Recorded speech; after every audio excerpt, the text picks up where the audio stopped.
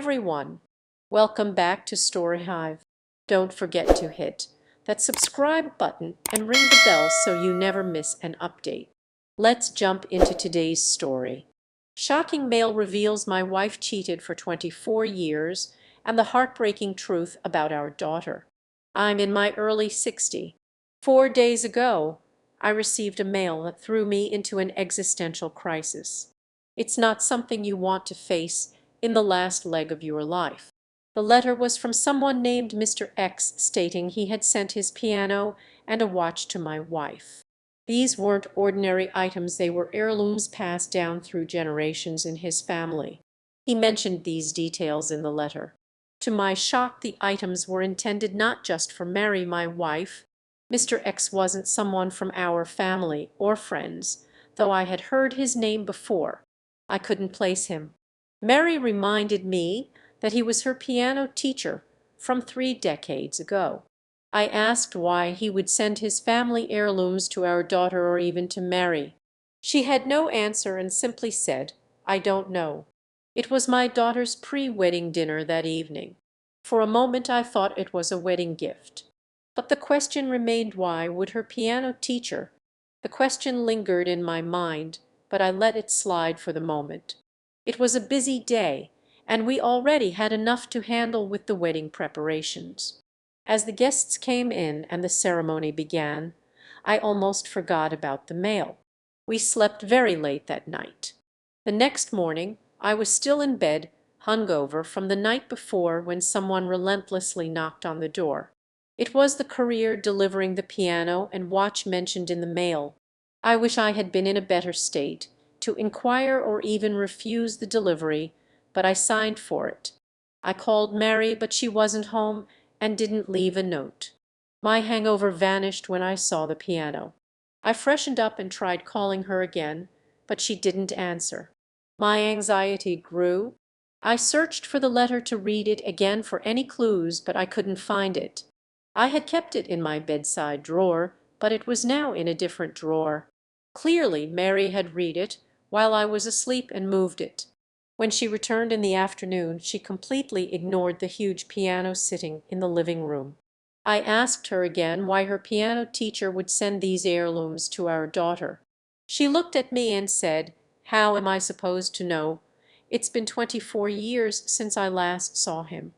I nodded and asked if she had read the letter we received the previous day.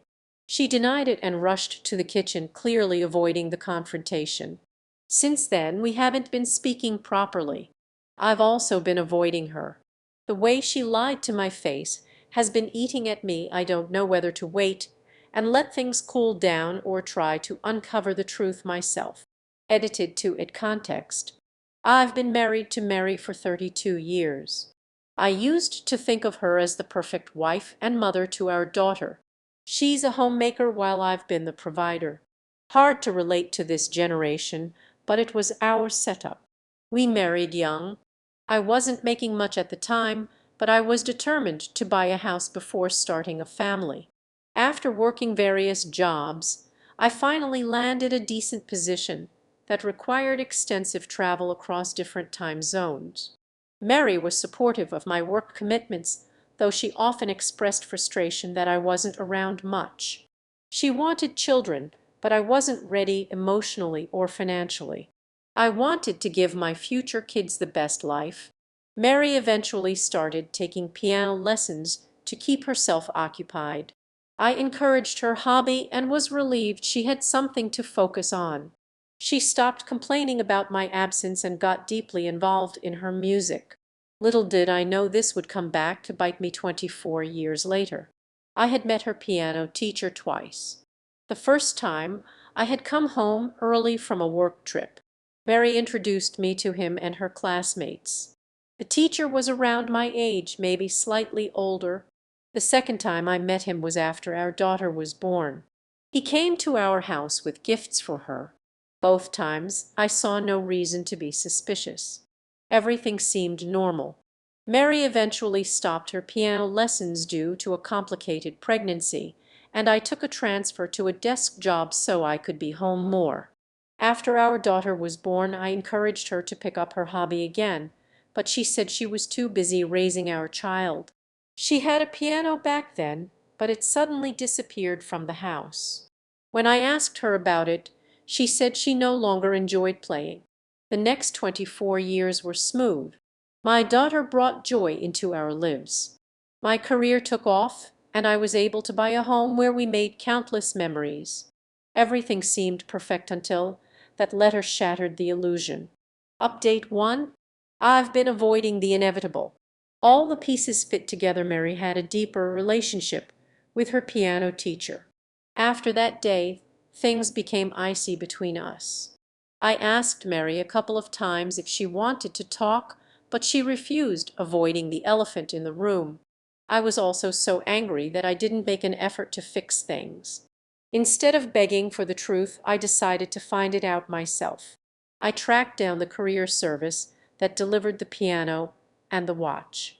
Eventually, I found Mr. X's address. He lived in a remote countryside farmhouse. It took me 4 hours to get there. When I arrived, I discovered that Mr. X had passed away. My anger dissolved into a numbness I can't describe. His cousin, who was managing his affairs, confirmed that Mr. X had left the piano and watch to my daughter as part of his will. He had no heirs and left most of his belongings to charity. I returned home to find Mary lying on the couch, looking lifeless.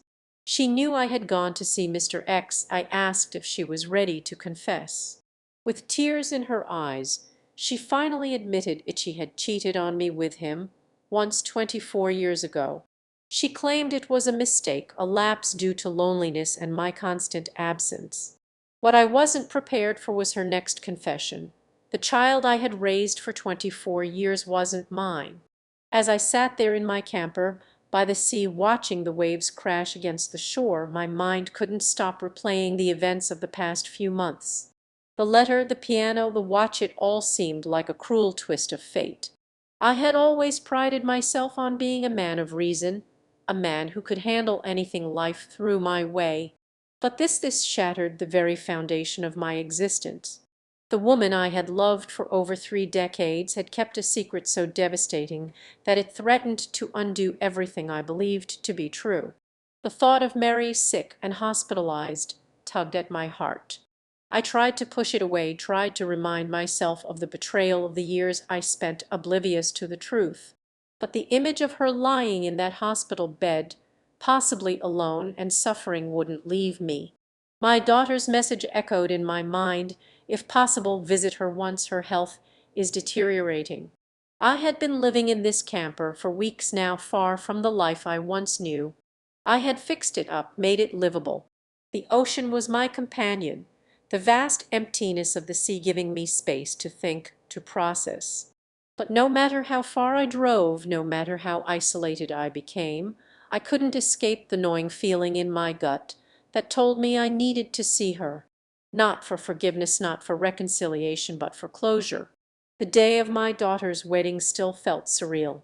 Walking her down the aisle, pretending everything was normal, was one of the hardest things I'd ever done. But when I looked at her, I didn't see the betrayal. I didn't see the lies. I saw the girl I had raised, the one I had taught to ride a bike. She wasn't my blood, but she was my daughter in every way that mattered. And that truth, as painful as it was, gave me some comfort in the storm that had become my life.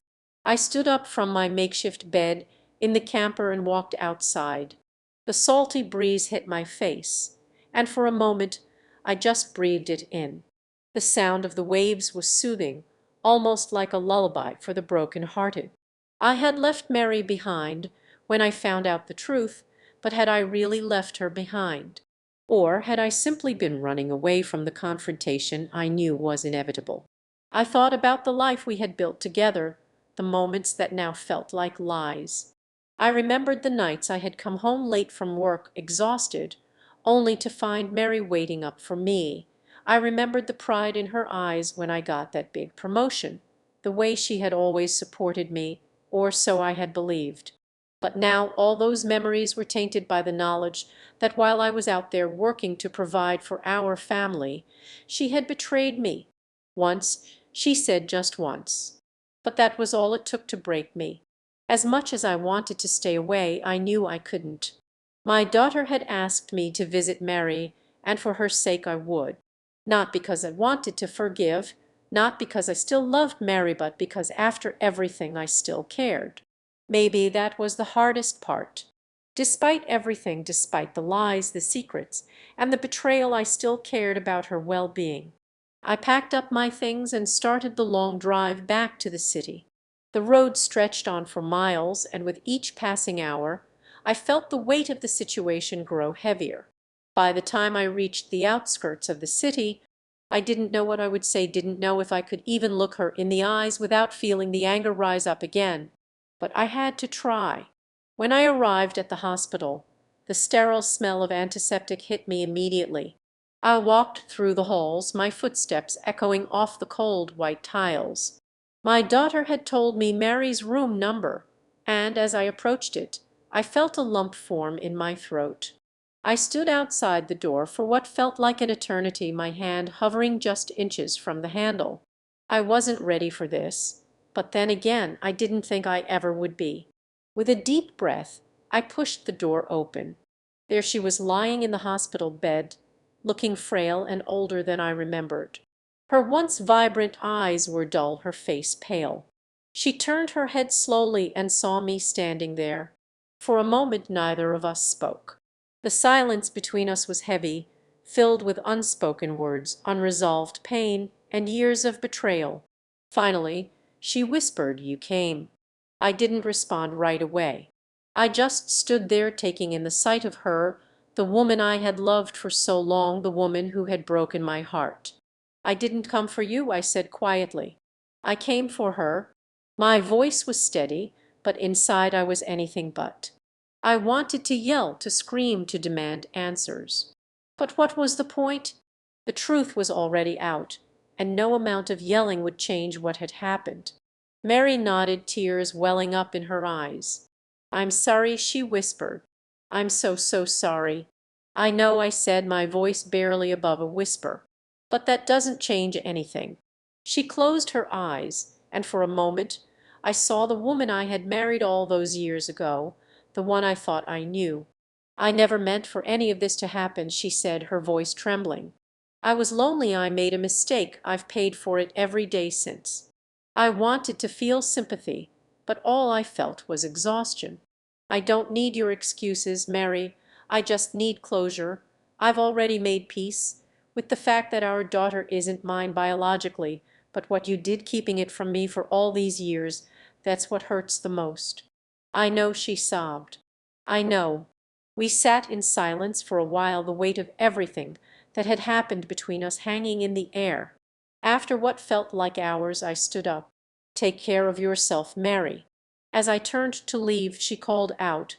I paused at the door but didn't turn around. "I don't know," I said honestly. "Maybe one day, but not today." With that I walked out of the room, leaving behind the life I had once known. The future was uncertain, but for the first time in a long time I felt a sense of freedom. I had faced the truth, and now it was time to move on, whatever that meant. The road ahead was still unclear, but I knew one thing for sure: I wouldn't be looking back. Update: as I walked out of the hospital, the weight on my shoulders felt slightly lighter, but it didn't vanish. The truth was still painful. I didn't know what would happen next, but I knew I had to focus on rebuilding step by step. The drive back to my camper by the sea felt different this time. The roads that once seemed endless now felt like they were leading me somewhere, maybe not to an answer, but at least to a beginning. I wasn't just running away anymore. I had confronted the darkest part of my past, and while it didn't bring me peace, it brought clarity. Days passed, and I began to settle into a new routine.